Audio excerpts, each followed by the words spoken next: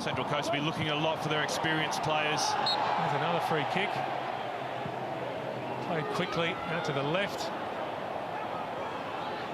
In from Castro, nice shape on it. And there's the opening goal for Perth Glory.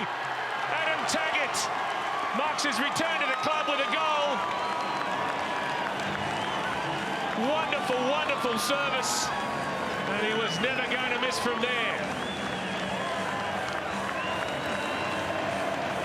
Well, what a start for Adam Taggart. His second season, Fatih's just got caught under the ball. It's a fantastic cross, great weight on it from Castro, as we've come to expect. And Taggart just drifts off his shoulders, stretches for the ball, and able to get enough on it to guide it past Neseski. Well, you might be hearing the applause around the ground in the 20th minute to acknowledge the 20th anniversary of Perth Glory. There'll be celebrations throughout the season. Going to have a special dinner with Bernd Stunger as guest speaker next month. They're also talking about a gala event early next year.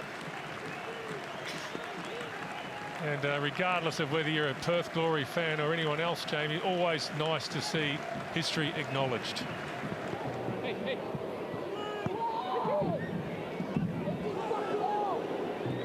Well, mistake from Blake Powell. He's given it to Keogh, who takes the shot early. Neseski has spilled it, and in the end it's forced in by Castro, but that will be a foul on the goalkeeper. I can see you rolling your eyes, Jamie. Protected species. I think he was entitled to go for that one, Keogh, wasn't he? Oh, I think it's certainly entitled to throw the body. Or was it Taggart? Taggart, I think it was sliding in. Keogh with the shot initially. The ball spilled loose. You have to make that decision in a split second as a striker to put your body on the line and to put the keeper's body on the line, which Neseski, to his credit, did well and recovered well. Castro's corner. Here's Wilson. And he strikes the crossbar. Brandon Wilson, very, very close to a debut goal. Well, we were speaking about eyebrows being raised for Wilson being selected in this game. He nearly answered all critics right there with one strike. Fantastically controlled. Central Coast. So you'd think on that discussion that Paul Icon would be perhaps focus on the defensive side of this team's game early in his coaching career, sort out the problem that's obviously cost the Mariners dearly last season. I think for most coaches, when they do come into a new role, the defence is the first thing that's seen, especially for a team with a record of Central Coast Mariners and how easily they were cut open on many occasions last season. In from Warren. Taggart's in there, and he's buried it. Adam Taggart couldn't really miss. And those defensive frailties are haunting the Mariners once again.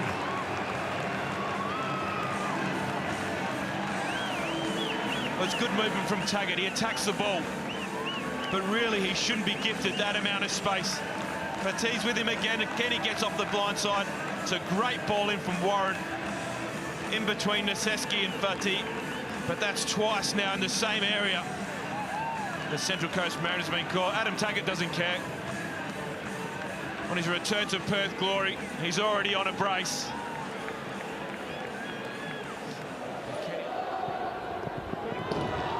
Oh, that's acrobatic from Trent Buhaja. And, could have been a lot worse. Well, looks very nonplussed about it all, doesn't he? Fantastic little flip. Almost nails the landing as well. Maurice Williams gets himself forward. Fatih, and that will be a penalty. Well, it's been a horror night for Jacques Fatih. Chris Harold has won the penalty. Fatih can shake his head. And he really has cost Central Coast Mariners dearly so far this game. So Diego Castro from the penalty spot.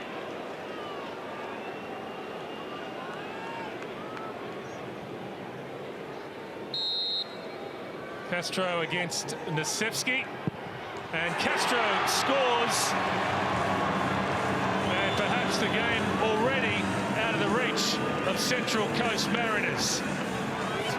As Warren bends it in, delightful ball, they're queuing up and somehow they've missed it. Andy Keogh was the player who got the final touch. Flag went up on the far side, I think, as well. What a ball from Warren. Superbly weighted in. Keogh, normally that would be in the back of the net. Clever ball from Tavares. Squandered opportunity, Blake Powell. He's better than that. Paul Ocon encouraged by what his team has produced in this early period of the second half. Tavares enjoying the space that the Glory are giving him. Here's Roux, slides it in for Buhagia. O'Donovan's the target. And there's the goal for Central Coast. Maybe a lifeline. Roy O'Donovan with a simple finish in the end, but you'd have to say it's been coming. They have been threatening. It's a couple of times they've been able to get out wide. It's a good run from Buhagia. Just times it perfectly. Stays on side. And O'Donovan, we haven't seen much of him. Gets himself in the right place at the right time. But again, that pace and creativity out wide. We saw bits of it in the first half, and now what is this going to do for the confidence of Central Coast Mariners? Well, there'll be no match ball for Adam Taggart. No hat-trick, 2 goals, a pretty good return as he is replaced by Nebojša Marinkovic. Well, it's the strikers' goals, aren't they? They're trademark 6-yard box goals, getting in the right place at the right time. And it's a good evening's work for Adam Taggart. He'll still be working his way back to full fitness. So long without competitive games. What a great start for the Perth boy. Connor Payne again creating. Roy O'Donovan gets himself in the right area. And ready in the right place at the right time. Not sure he would have even had time to react to make that save, but great positioning. Makes himself big. And stops Central Coast from really getting themselves back in, having a shot at getting something out of this game. Well, here they come again. Payne, he's in behind. Past Julbic. Apia off the line, and it's gone in. Blake Powell might have got the final touch. Either way, the Mariners have got a second. And what about this finish here at NIB? What a second half comeback it's been from Central Coast. Brilliant work again from Payne. You think as Julbic goes in there, he's going to go down, but he doesn't. He's intelligent. Picks out Apia on the edge. Yeah, that's off Blake Powell, who knew very little about it. So Kwabena Apia still looking for his first A-League goal. And Liam Reddy absolutely furious. Connor Payne's been very impressive, particularly in the second half. Buhagia was a threat in the first half. Apia's come on, he's got lightning speed as well. And Rhys Williams, well, he's nudged O'Donovan off the ball, and that's a penalty. Massive call from Chris Beath, a yellow card to rub salt into the wound for Rhys Williams. And the Mariners with the chance to square it up. Well, we wondered whether they had the heart, Central Coast. They've shown that in the second half. Can they get the ultimate reward? Roy O'Donovan with a chance to square it up.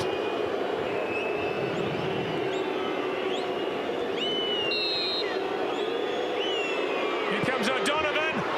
No doubt whatsoever. What a comeback from Central Coast Mariners. 3-0 down at half-time. 3-all. With about 4 or 5 minutes to go. Who knows? They might go on and win it. Well, that's incredible. Absolutely incredible. It's a fantastic penalty. Reddy can do nothing about it. 5 foot, the ruling against Brandon Wilson. And Central Coast have a free kick now if they want to win this game. They'll throw plenty of bodies forward here. In fact, that's what they're doing. Paul Ocon telling McGing to get in there as well. Glory with everyone back. So all about the delivery from Mickey Neal. It's ordinary. And there is the full-time whistle.